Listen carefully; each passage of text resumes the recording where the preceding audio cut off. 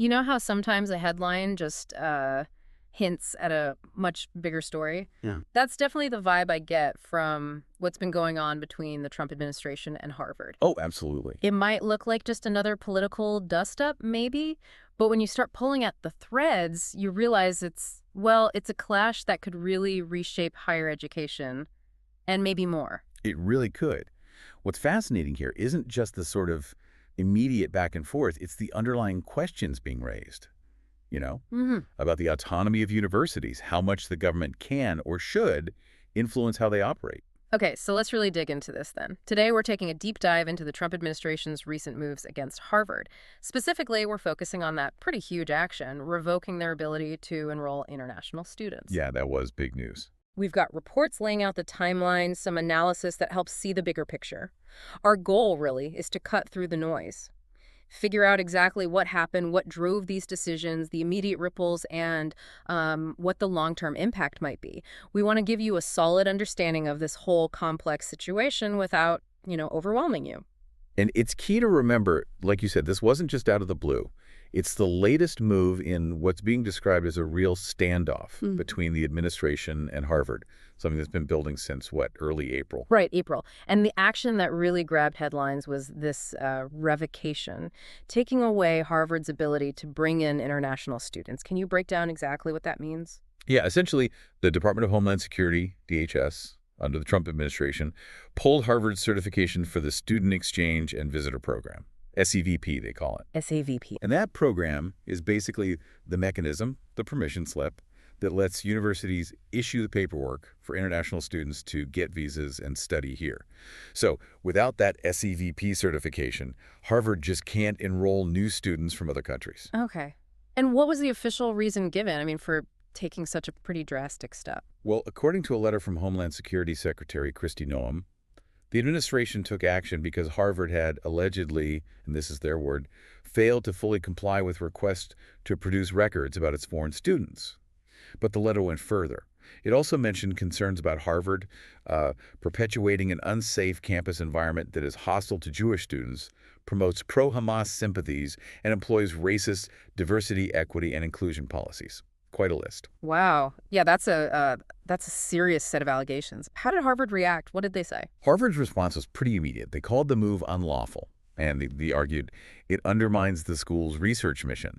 They clearly see this as a major government overreach. Okay, unlawful. So what does this actually mean on the ground? For the thousands of international students already there studying at Harvard? The impact is, well, it's huge. We're talking about roughly 6,800 international students currently enrolled.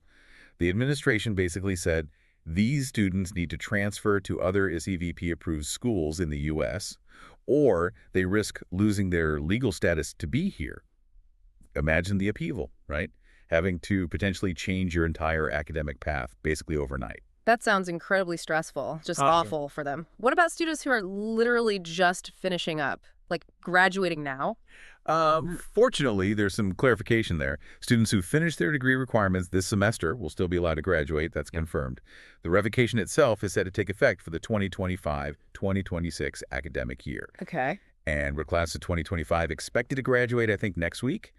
They seem to be okay. Okay, so current graduates are safe. Phew. But what about those students who got accepted? They've got their admission letters planning to start at Harvard in the fall. Yeah, for those prospective students, their plans are now just thrown into chaos, really. Serious jeopardy. They won't be able to enroll for this coming academic year. Not unless the government reverses its decision, or maybe a court steps in. It leaves a whole cohort of admitted students just waiting. In limbo. Is there any way for Harvard to fix this quickly, like get their SEVP status back? Well, DHS did sort of dangle a possibility for reinstatement. They said if Harvard complies with their demands for records within a 72-hour window, their status could be restored. 72 hours? What kind of records? These include disciplinary information on international students and also recordings of protest activity. Things Secretary Noem claims Harvard hadn't provided earlier when asked. Recordings of protests. It really does sound like this revocation is just one piece of a much bigger fight. You mentioned this escalating battle going back to April. What kicked it off? From the analysis we've seen, it seems Harvard's initial reaction to the administration's demands was pretty key. They were reportedly the first elite university to publicly refuse demands, to limit pro-Palestinian protests on campus, and also to refuse to dismantle the diversity, equity, and inclusion DEI policies. Ah, DEI. Yeah, that refusal seems to have been a major turning point. And were there other actions? What else has the administration done against Harvard leading up to this? Oh, yes.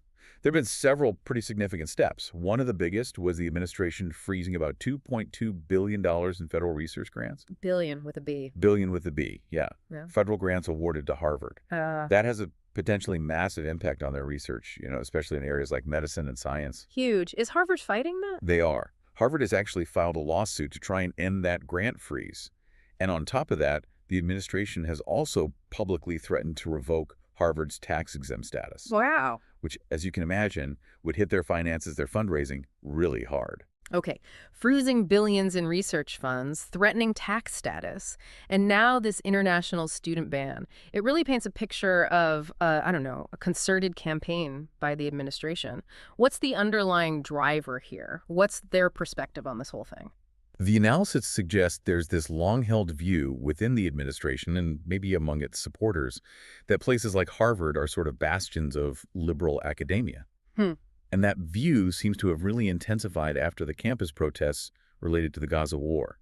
The administration appears to believe Harvard has let an environment develop that runs counter to their values and priorities. And those demands back in April, the ones Harvard refused, what exactly were they asking Harvard to do? Can you recap those? Sure.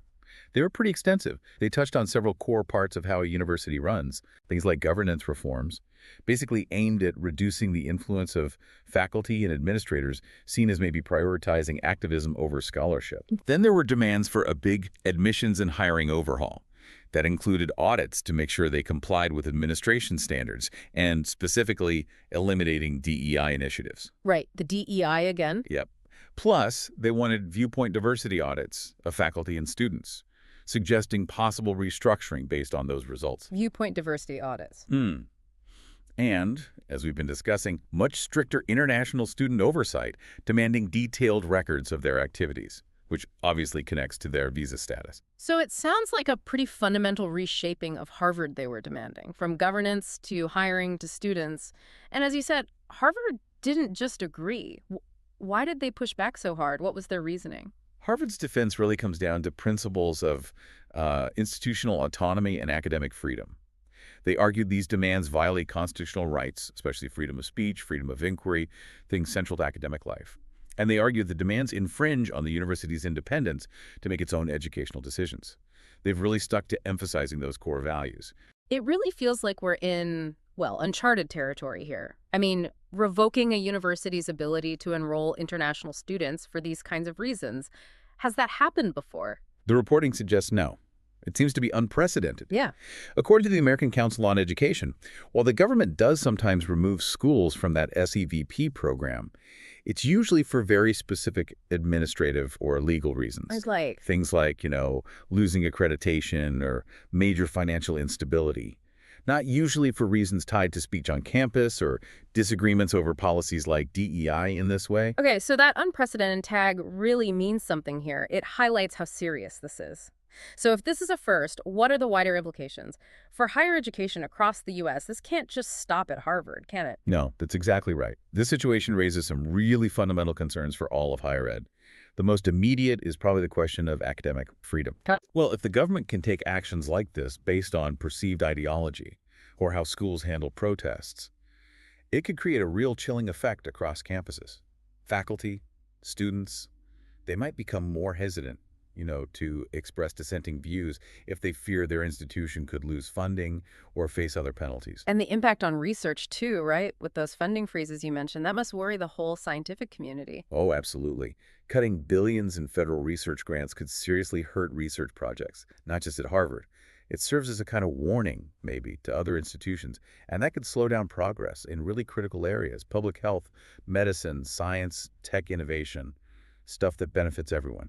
Thinking bigger picture, beyond the U.S., could this kind of fight damage the reputation of American universities globally? It very well could, yeah. Restrictions on international students, the perception of political interference, that could really tarnish the global standing of U.S. universities.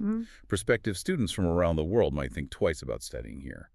which could lessen the diversity, the mix of ideas that really enriches our campuses.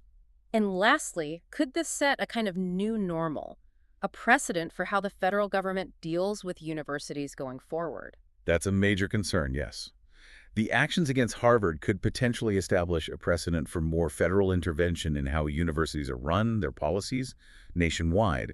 It could fundamentally change that long-standing relationship between government and higher education, possibly leading to, well, more political influence over academic matters. Okay, so just to quickly recap, we've got the Trump administration revoking Harvard's ability to enroll international students, citing failure to provide records, concerns about campus environment, DEI, protests. Right. This seems to be the peak, for now, of an escalating conflict that really kicked off when Harvard resisted demands about protests and DEI back in April. Right. Harvard is fighting back, stressing its autonomy, academic freedom, and this unprecedented move is ringing alarm bells about academic freedom, research funding, the global image of U.S. universities, and maybe more federal intervention down the road. That sums it up well. It really gets to the heart of, what universities are for and how independent they should be in a democratic society. This whole situation really gives you a lot to think about, doesn't it?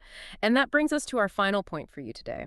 What does this whole escalating conflict, this standoff between the Trump administration and Harvard, really tell us about how that relationship between government and higher education might be changing? How might these actions ultimately shape the future?